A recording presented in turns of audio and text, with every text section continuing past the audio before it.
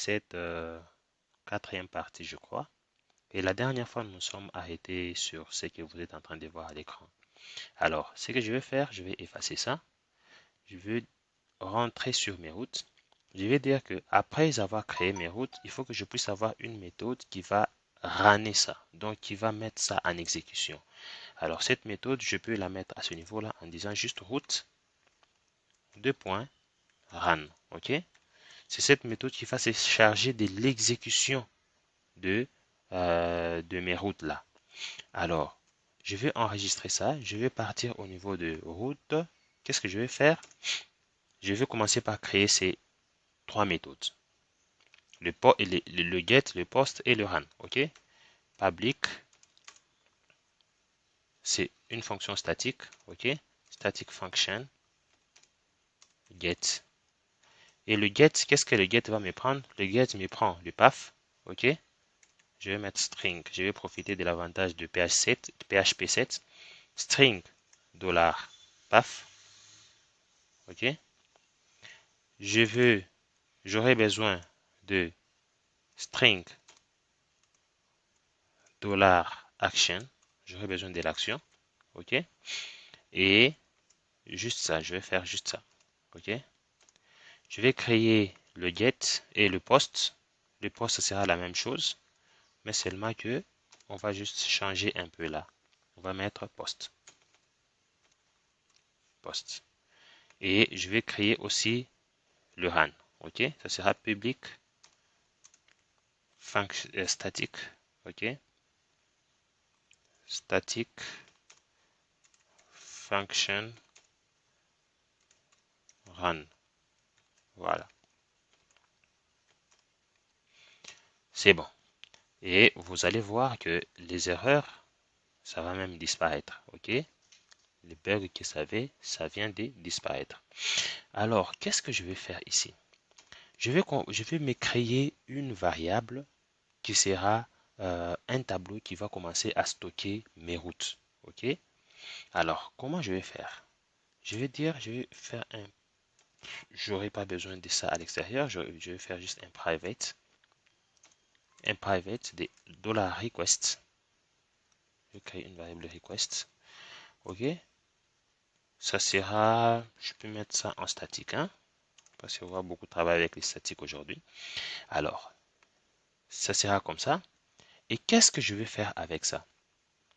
Je vais stocker dans route, ok? Dans route, je vais aller stocker new, deux points. Je peux nommer cette classe request, par exemple. Request, ok? Qui va prendre en paramètre le $path et qui va aussi prendre le $action, ok? Je pourrais faire le traitement déjà au niveau de get, mais j'ai aimé juste les séparer dans des classes un peu distinctes. Celui-ci va se charger de faire les traitements des matchs et ainsi de suite. Et je vais juste récupérer les résultats de ces traitements pour traiter ça euh, au niveau de run ici. Alors c'est pourquoi j'ai préféré mettre ça dans une classe séparée pour que les traitements se passent dans cette classe là-bas et que quand je vais terminer à faire le traitement, que je revienne au niveau de run pour faire l'exécution de ça. OK? Alors, dès que je termine, je fais quoi? Je vais maintenant stocker dans ma variable request, je vais stocker ces routes-là. OK? Et pour stocker, comme c'est une variable une propriété statique, si je fais self $request, et qu'est-ce que je fais? Je vais stocker. Je suis dans get, je stocke avec une clé. Premièrement, get, ok? Et il y aura une clé get et je veux stocker la route. Ok. Et après, qu'est-ce que je fais? Je retourne route. Je vais vous montrer pourquoi je retourne route. Ok? Je vais retourner l'instance de cette classe ici pour me permettre de faire l'échaînage après. Regardez, quand je vais faire return route, $route, ok, ça va me permettre à ce que quand j'aurai besoin, par exemple, d'ajouter une autre méthode ici, je pourrais faire, par exemple, $name, ok? Je pourrais faire, par exemple, $name, je lui donne le nom de la route, ok? Deux points, par exemple, index. Au lieu de mettre l'URL pour peut-être la redirection, je pourrais juste taper ce nom-là et ce nom va faire le match avec le path qui est là, ou soit le path qui sera là pour me donner l'URL. Ok? Alors, on n'est pas encore là, je vais effacer ça d'abord, mais comprenez que j'ai mis ça pour que ça puisse m'aider plus tard à faire ce qu'on appelle le chaînage. Ok? Et le chaînage va se passer, c'est sur cette classe ici. Ok? Ça va me permettre à faire le chaînage, c'est pourquoi je retourne l'instance de cette classe. Voilà. Alors, ce sera de même pour, ce sera de même pour post. Et dans post, qu'est-ce que je vais faire? Je vais juste faire post. Voilà. Ici, il faut beaucoup plus passer à l'imagination. Ok? Nous allons beaucoup plus imaginer avant d'arriver à quelque chose de concret. C'est pourquoi vous voyez qu'à un certain moment, j'utilise des choses que je n'ai pas encore créées. Alors, sans pour autant plus tarder, qu'est-ce que je vais faire? Je vais juste créer cette classe ici, pour ne pas vous perdre. Je vais créer la classe request. Request, ok? Request.php. Voilà. Et dans cette classe, qu'est-ce que je vais faire? Je vais faire ceci, P, et je vais faire classe request, et je vais faire ceci. Alors, ça prend deux paramètres, ça. Quand vous voyez ici, ça prend deux paramètres, le path et l'action. Cela signifie que j'aurai besoin d'un constructeur. Alors, j'ai fait public function construct. C'est construct. Et j'aurai besoin d'un string $path. Ok. Et j'aurai besoin d'un autre string $action. Je pense que jusque-là, on ne s'est pas encore perdu. Je vais essayer de sauvegarder ces variables. Je vais dire, ça sera dans private $_string underscore private underscore path plutôt. Je vais dire encore private $action. Ok. Et à ce niveau-là, qu'est-ce que je vais faire? Je vais faire 10 $10 path qui sera égal à ce qu'on a passé en paramètre qui sera égal à path. Donc, je suis en train d'affecter à cette variable, à sauvegarder ce que je vais passer au niveau du constructeur dans cette variable-là. Parce que j'aurai besoin de ça plus tard. Et ici encore, qu'est-ce que je vais faire? Je vais encore faire ceci. Je vais dire this path, non pas path, mais action. Ok, action qui sera sauvegardée au niveau de dans lesquels on va affecter action. Ok, on va juste mettre ça et quand vous rentrez, vous voyez que le RER de request a disparu parce que nous venons de créer cette classe-là. Et c'est dans cette variable que nous avons créée ici au-dessus là, qui va se charger de stocker les routes. Alors, pour celui-ci, il va stocker les routes de poste. Pour celui-ci, il va des routes de get et pour celui-ci, il va stocker les routes de poste. Alors, nous allons encore entrer dans l'imagination. Je vais dire que j'avais une méthode run. Qu'est-ce que cette méthode va faire? On va s'imaginer en disant que non, cette méthode va me permettre d'abord, on va parcourir les routes qu'on a stockées dans nos fonctions, dans notre variable request. Ok? On va le parcourir. On va passer à une imagination.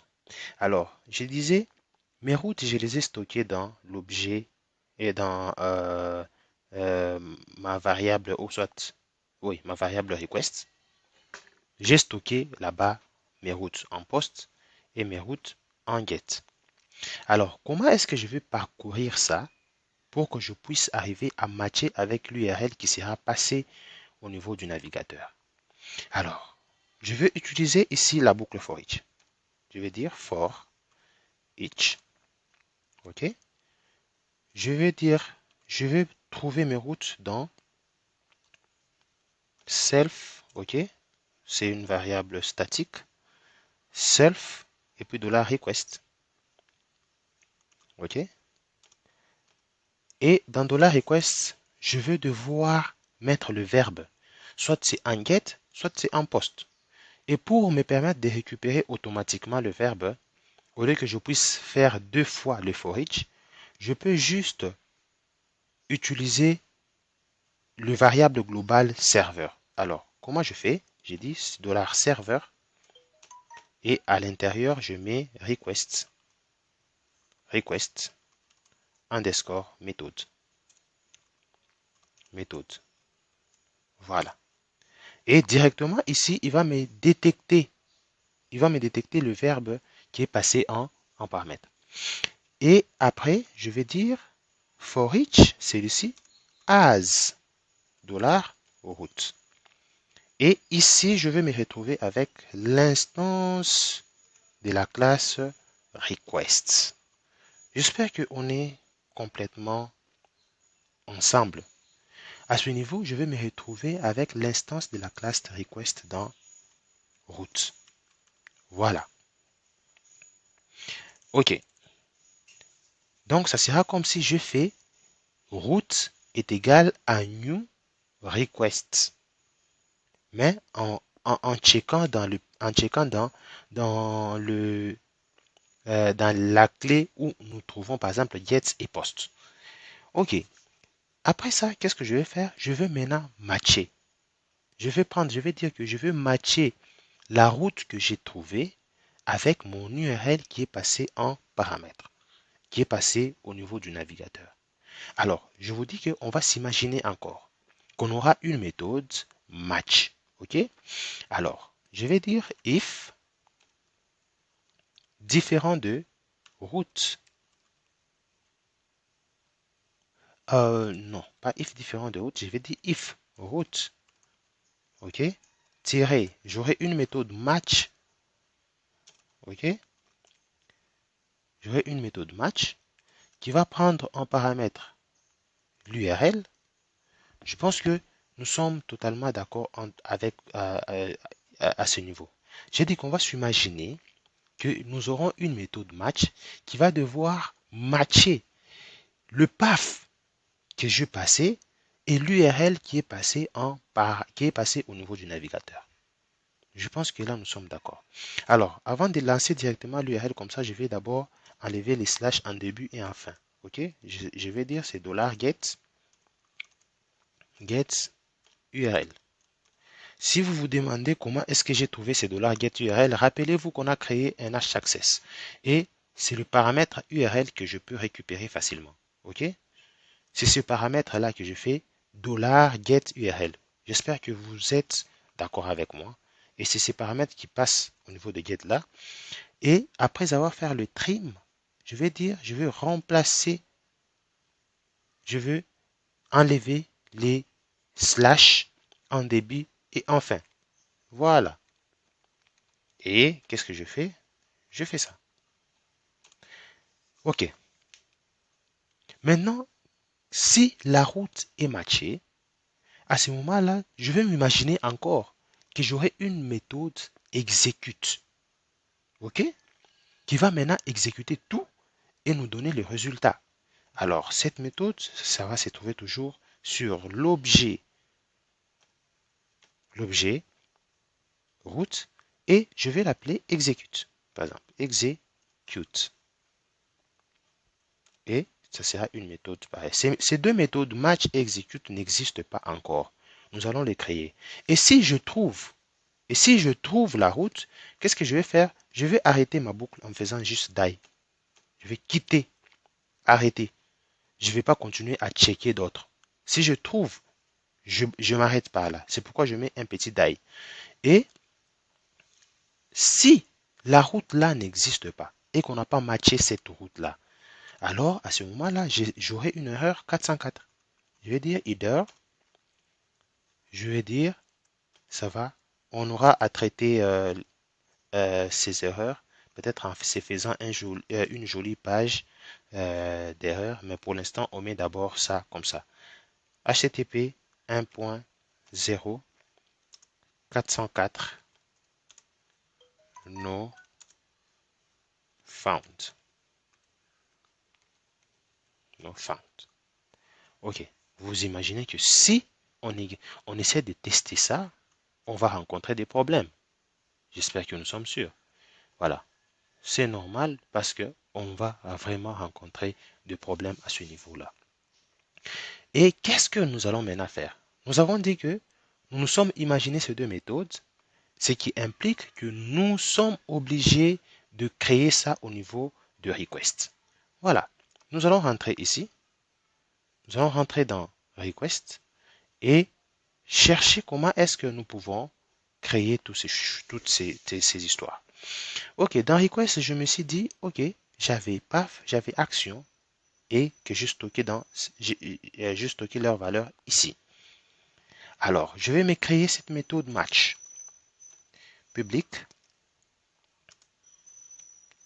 function, ok, match. Ah, voilà. Match me prend quoi en paramètre? Match me prend l'URL. $URL. Je pense que jusque-là, tout est bon. Et vous constatez que quand j'étais dans route, je vais rapprocher ça un peu. Dans route, match, il me prend l'URL que j'ai fait un trim et j'ai enlevé les slash en fin et en début. Et ce que je peux faire aussi ici, c'est de profiter en même temps d'enlever au niveau du path. Je peux aussi faire ça, trim, enlever ça au niveau du path. Ok? Je vais faire trim, je vais enlever ça en début et en fin. Voilà. Ok, là nous sommes complètement d'accord. Et à ce niveau-là, qu'est-ce que je vais faire? Je veux maintenant commencer à faire le traitement de mon match. Ok? Et vous vous rendez compte que nous avons deux routes ici. Et il y a certains paramètres que le navigateur peut-être peut avoir de problèmes pour les compléter. Alors moi, j'aimerais que quand dans mon navigateur, je vais taper par exemple show, je vais taper show, je vais prendre cette route ici, je vais venir là, je tape ça par exemple. J'aimerais que cette variable, cet ID là soit remplacé. Si je mets 1, qu'il soit réellement 1, qu'il ne puisse pas me trouver des trucs pour me compliquer la vie. Alors pour ce faire, nous allons utiliser des expressions régulières. Si vous voulez bien le comprendre, vous pouvez même aller sur Internet et chercher comment est-ce que vous pouvez comprendre des expressions régulières. Ce n'est pas compliqué, c'est vraiment facile. OK? Alors, ce que nous allons faire, je vais rentrer ici. Je vais remplacer cette expression, je vais remplacer ça, OK? Ça, je vais remplacer ça par une expression régulière. Je vais d'abord commencer par remplacer ça par une expression régulière. Je rentre. Qu'est-ce que je fais? Je vais dire paf, OK? Qui est égal à preg replace. On va d'abord remplacer ça. Avant tout, on dit on a besoin du pattern. Et le pattern, ce sera mon expression régulière. Ce sera, je vais dire, le pattern, c'est ce que je veux remplacer. Et comment je vais le repérer? Une expression régulière commence toujours par de dièse ou par de slash. OK? Alors, moi, je préfère mettre des dièses. Et qu'est-ce que je vais dire? Je mets ça. Ça, le parenthèse représente juste un regroupement. OK? Je vais dire, je vais dire, tout ce qui est entouré par des accolades et à l'intérieur, j'aurai n'importe quel caractère. Au lieu de mettre A-Z, ok, tirer, par exemple, tirer 0, tirer 0, tirer par exemple 9 et les majuscules aussi. Alors, j'ai besoin d'un caractère alphanumérique. Et tout ça, je peux le trouver en faisant juste slash W. OK? Et ça sera répété plusieurs fois. Ces caractères-là que je vais trouver sera répété plusieurs fois.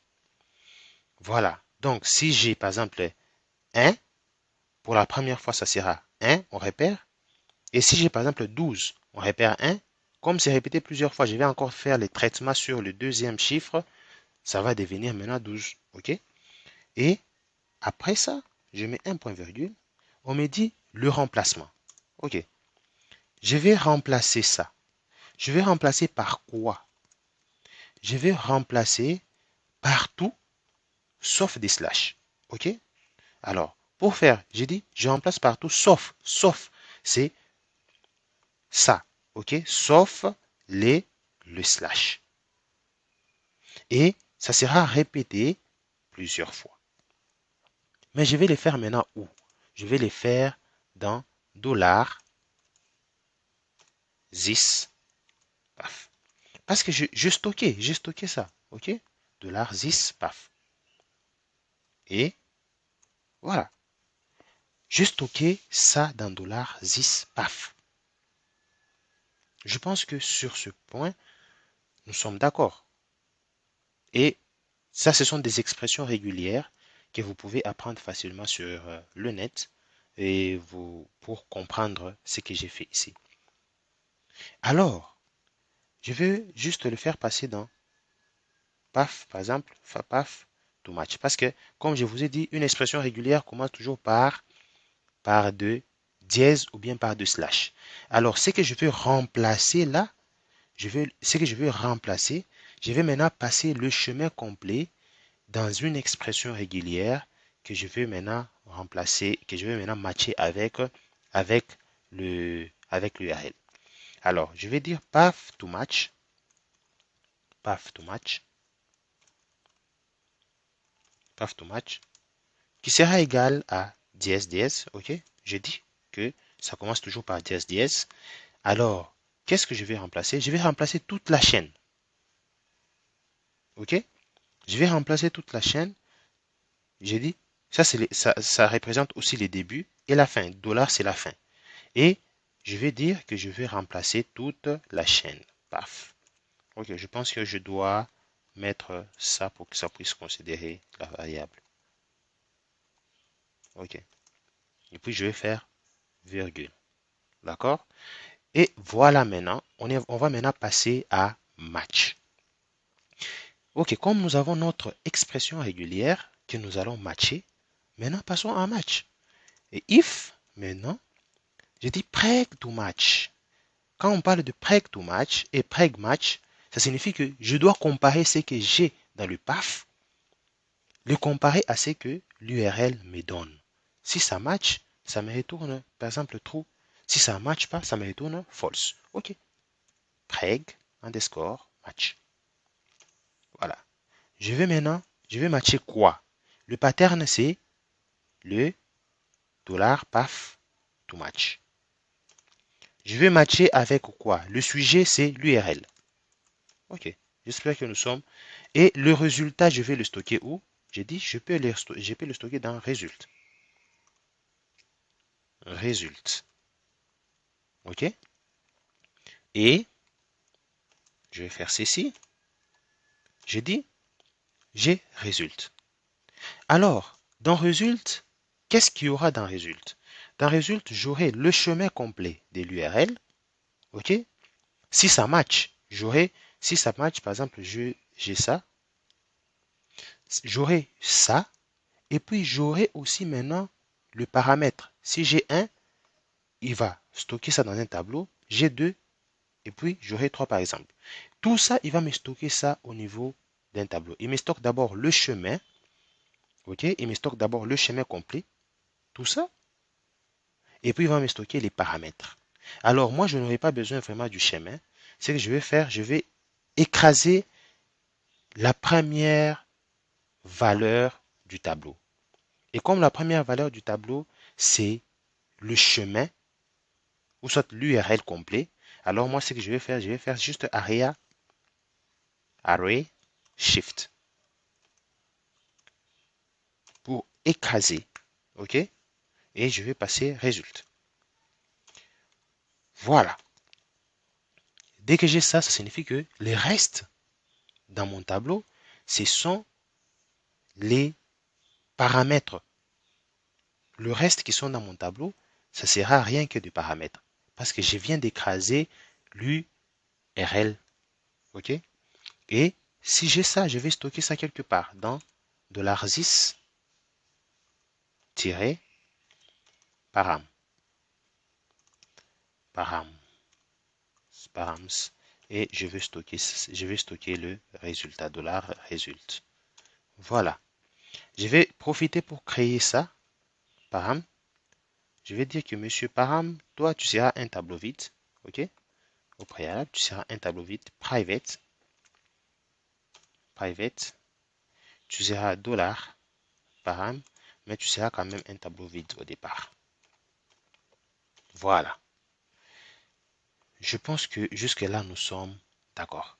Et comme nous sommes d'accord, qu'est-ce qu'on fait après avoir matché? Ça va nous retourner ce qu'on appelle true. Return true. OK? Voilà. Et si ça ne matche pas, ça va nous retourner false. Else, ça va nous retourner false. Return false. Voilà.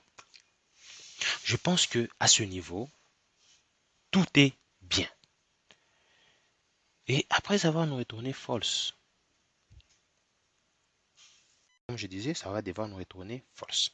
Je vais enregistrer ça. On va rentrer ici. On avait dit que si ça match, qu'est-ce qu'on fait? On aura une méthode execute. Et cette méthode, je vais créer ça juste ici en bas. Public function execute. Et je vais mettre ça comme ça. Voilà. Et qu'est-ce que j'ai fait dans execute? Dans execute, j'aurai besoin du contrôleur et j'aurai besoin de la méthode.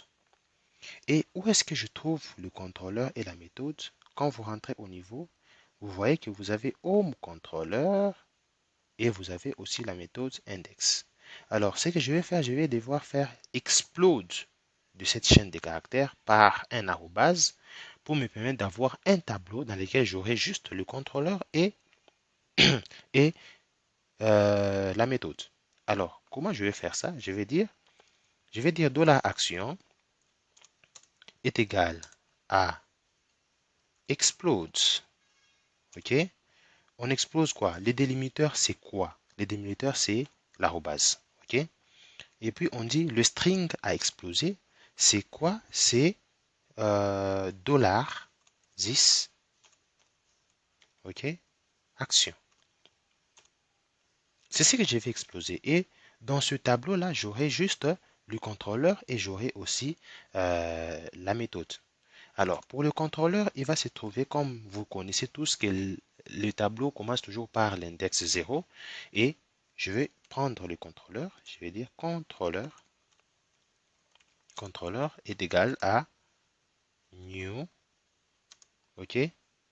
Je vais dire $action. Je vais juste faire ça. $action 0. L'index 0. Et je vais dire que $contrôleur est égal à new $contrôleur. On fait ça. Je crois que c'est ça. OK. Et là, je vais mettre un point virgule. OK. Là, je viens de récupérer mon contrôleur. Je suis aussi obligé de récupérer ce qu'on appelle la méthode. Et pour récupérer, ça se trouve à l'index 1. Alors, je vais faire méthode qui est égale à $action. OK, index 1. Voilà. Ça, c'est très bien. Et vous vous rappelez que à un certain niveau, à un certain niveau, vous devez normalement faire appel à cette méthode-là. Et au niveau de route, nous avons créé deux choses. Nous avons créé le post et nous avons créé aussi le get. Alors, comment y arriver à faire cette différence? Comment arriver à faire cette différence-là? Alors, ce que je vais faire juste if. Vous vous rappelez de notre variable serveur? Ok, je pense que vous vous rappelez. Et il va me récupérer le request méthode. Request underscore méthode. Request underscore méthode. Alors, je vais faire un test. Je vais dire si c'est égal à get, exécute-moi ça. Else, exécute-moi ceci. Voilà. Ce que je vais faire, si c'est égal à get, qu'est-ce qu'il va faire? Il va faire un return de i7. Ok. Je teste d'abord si dans this param j'ai des paramètres. Ok. Params, je crois que c'est params. Hein? Params. This, je mal écrit ça. J'ai this params. Voilà. Je teste si dans this params il y a des paramètres. Qu'est-ce que je fais? Je veux appeler la méthode. Je vais appeler la méthode en faisant controller tirer. Je vais faire l'action ou que soit la méthode, et je vais passer le paramètre. Je vais dire que je vais implode. Donc, cette fonction me permet de transformer le tableau en chaîne de caractères. Je vais vous expliquer juste après. $this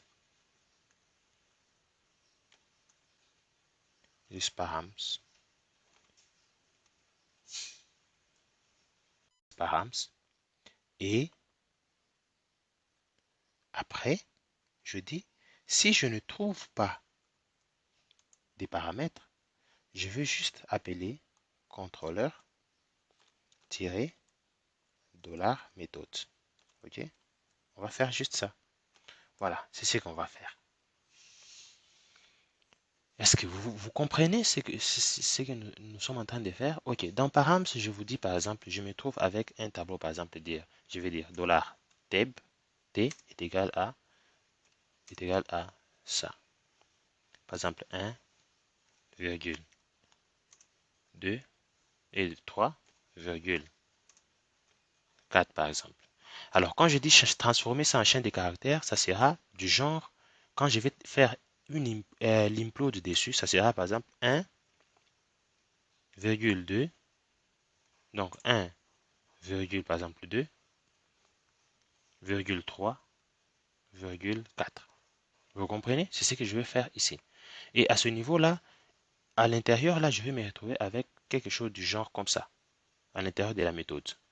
Je vais me retrouver avec quelque chose du genre comme ça. Je vais faire ça, va donner des erreurs, mais comprenez ce qui sera à l'intérieur quand je vais faire input. Ok? C'est ce qui sera. C'est ce qui sera à l'intérieur et ça sera presque pareil. Vous voyez? Donc, au niveau de paramètres, quand je mets implode ici, nous allons retrouver ce genre de choses à l'intérieur. Et ça va constituer tous les paramètres qui vont passer en, tous les arguments qui vont passer en paramètres. Voilà. Et ici, pour le post, je ne sais pas si vous vous rappelez, pour le post, je ne sais pas si vous vous rappelez de comment est-ce qu'on peut créer quelque chose en Laravel. Ok? Ils font ce qu'on appelle l'injection de dépendance. Alors, je vais faire ça, je vais vous montrer. J'aurai besoin, par exemple, d'une méthode et j'aurai besoin d'une classe. Ok? J'aurai besoin d'une classe qui sera dans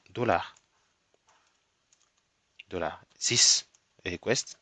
J'ai dit beaucoup plus, on va s'imaginer, hein? This request. request qui sera égal à new. Par exemple, je vais dire http request et je vais faire juste ça. Ok, je n'ai pas encore cette classe ici, je veux la créer, hein, je vais la créer. Alors, cet objet là, je vais créer la variable juste ici en bas, private $request. Je pense que les requests c'est devenu tellement beaucoup, alors il faut pas confondre ça, hein. Ok. Et cette variable, je vais devoir l'injecter quelque part. Allez, nous allons faire quelque chose. Allez, ça va me faire return. J'aurai pratiquement la même chose. Ok, je vais juste copier ça pour ne pas. Et puis je vais vous expliquer. Je vais copier ça. J'aurai pratiquement la même chose. Je me dis par exemple, s'il y a des paramètres, ok, s'il y a des paramètres, alors je vais devoir injecter mon objet, ok, this-requests, ok, et puis je vais injecter aussi les paramètres. Cette option, on pourra l'utiliser, c'est en cas peut-être d'update où j'aurai besoin de récupérer l'ID et j'aurai besoin aussi de récupérer par exemple les valeurs de champ. Ok. Je pense que ici, plusieurs peut-être seront perdus, mais vous allez constater que c'est facile. Et à ce niveau-là, si je n'ai pas de paramètres, je vais juste injecter mon request. Ok. Si je ne peux pas compliquer les choses, si je veux pas compliquer les choses, je veux aller créer mon request. Où est-ce que je vais créer mon request? Je vais juste aller ici HTTP où je vais aller créer mon request. Je vais dire HTTP, je vais dire HTTP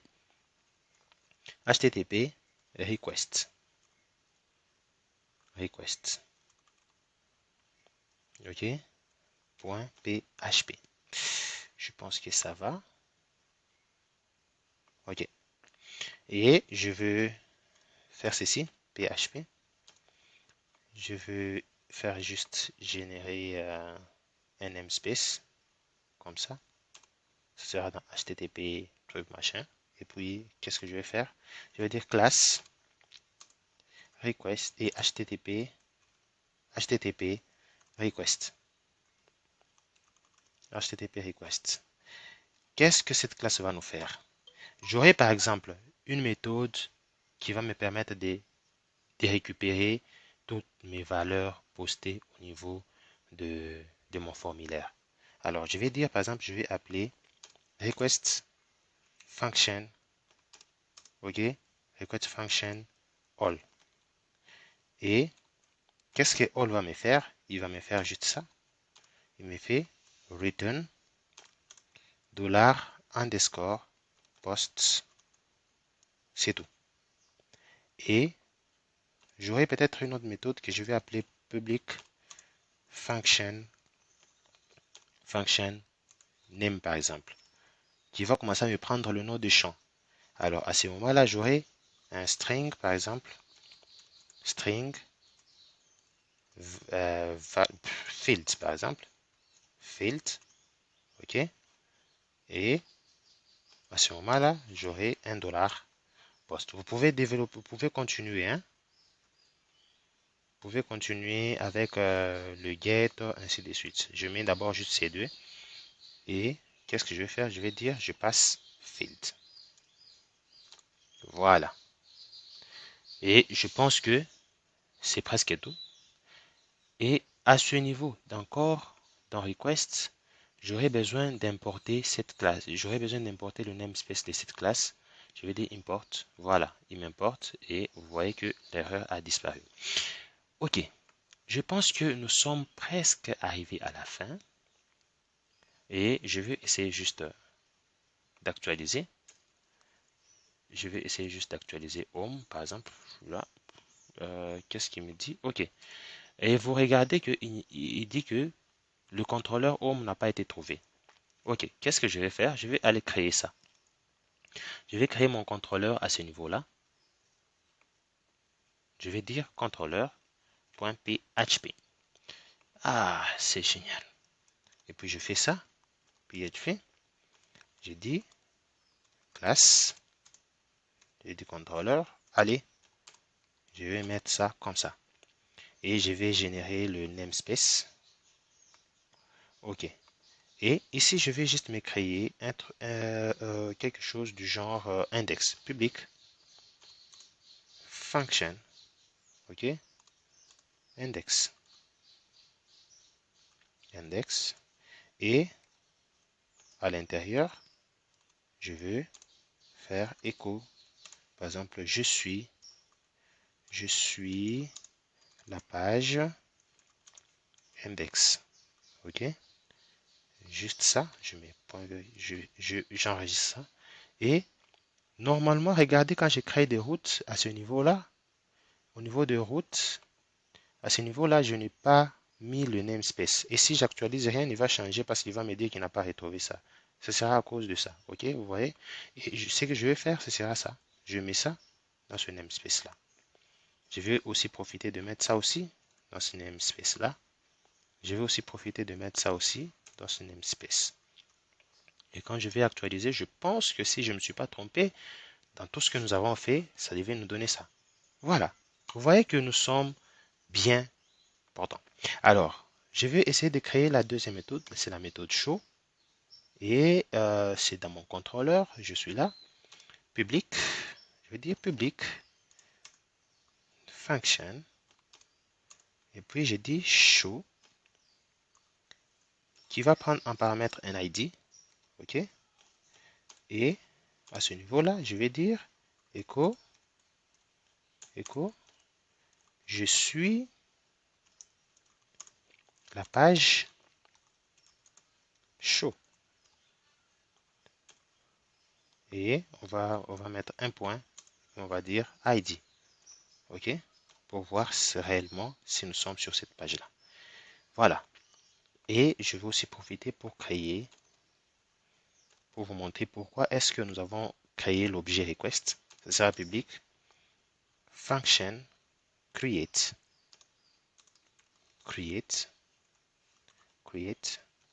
Et je vais dire que j'ai besoin de l'objet HTTP request. OK. Qui sera, par exemple, je vais dire, qui sera comme ça. OK. Ce qui signifie que au niveau de $request, plutôt, au niveau des $request, quand je vais, par exemple, je vais utiliser $request, OK, j'aurai accès à toutes les méthodes. Je dis, j'aurai accès à all qui va me faire un $post. J'aurai accès à name qui va me faire un $post et puis name. OK, voilà. C'est pour ça qu'on a créé toutes ces histoires-là. Et je vais essayer maintenant. Si je ne me suis pas trompé, je pense que ça va marcher encore. Si je dis, je pars sur show, home show, par exemple, point 1, ça me dit controller could not found au niveau du framework, request, execute, ainsi de suite. Ok, on va voir ça. On va traiter ça ensemble. On n'avait pas enregistré ça. Et si nous actualisons, regardez. Ok, voilà, je suis sur la page home. D'accord? Et si je vais peut-être changer l'ID, je dis ok, je vais sur 12. Regardez, 12. J'y réactualise, il me donne 12. Voilà. Alors, pour les postes, on va essayer plus tard, mais je suis sûr que ça va marcher, mais on va essayer plus tard. Mais comprenez seulement que cet objet request, je l'ai créé pour m'éviter de commencer à faire des variables des variables globales de $post, $get, ainsi de suite. Et nous allons commencer, au lieu d'utiliser ces dollars, nous allons commencer à faire juste une injection au niveau de la méthode comme je l'ai fait à ce niveau pour me permettre d'utiliser des $post sous forme d'objet. Ok? Alors, je pense que cette vidéo a été vraiment trop longue et je vous invite à ne pas vous fatiguer. Mais si vous avez quand même trouvé que c'était intéressant, veuillez cliquer sur le bouton j'aime et abonnez-vous à ma chaîne pour avoir beaucoup plus de vidéos. Alors, dans la prochaine dans la prochaine vidéo, nous allons parler sur le render et le layout. Alors, si vous êtes intéressé, je vous invite à continuer et ça sera vraiment très bien. Merci et à la prochaine.